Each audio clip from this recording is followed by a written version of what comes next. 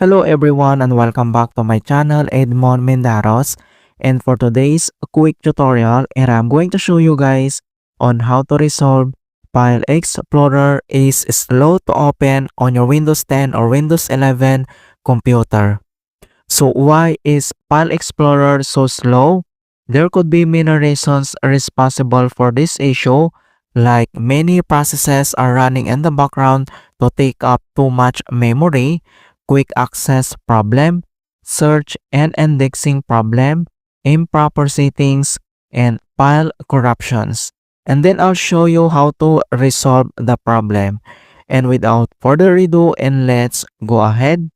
So the first solutions we will do is to restart File Explorer. Kung paano ba yan natin gawin, all you have to do is to right-click on a taskbar. Dito lang sa ating Windows taskbar ay kailangan mo lang mag-right-click.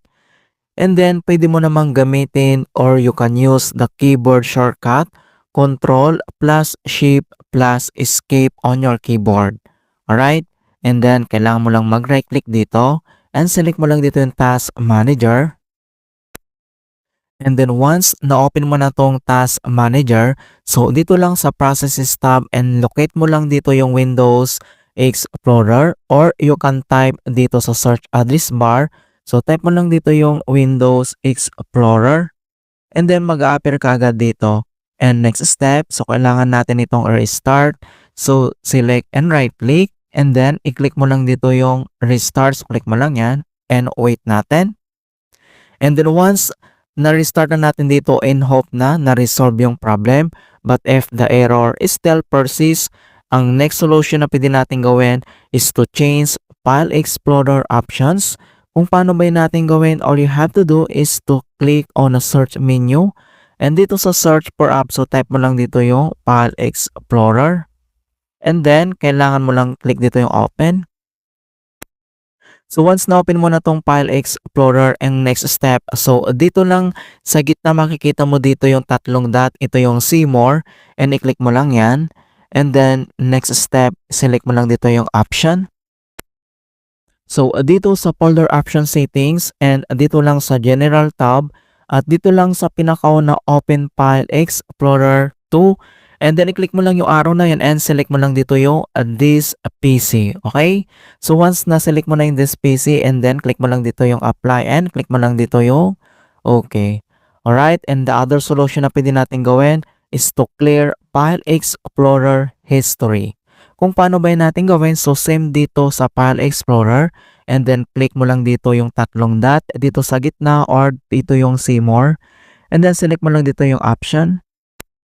And then once na-open mo na tong folder option settings at dito lang sa general tab, so dito lang sa pinakahuli ito yung privacy and then kailangan mo lang i-uncheck tong show recently used file and then show frequently used folder, so uncheck.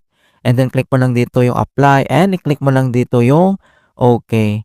Alright, and the next solution na pwede natin gawin is to reset File Explorer view. Kung paano ba natin gawin, so same dito sa File Explorer and then i-click mo lang dito yung tatlong dot and then select mo lang dito yung option. And then once na-open mo na tong folder option settings and then dito lang sa taas ay kailangan mo lang i-select dito yung view. And then dito lang sa folder views and then kailangan mo lang itong i-click itong reset folders. Okay, so i-click mo lang tong reset folder and then i-click mo lang dito yung apply and i-click mo lang dito yung okay. Alright, so ganun lang po kasimple on how to fix File Explorer is slow to open in Windows 10 or Windows 11. And please don't forget to like this video and subscribe to my channel for more quality content. Thank you guys and see you in my next tutorial.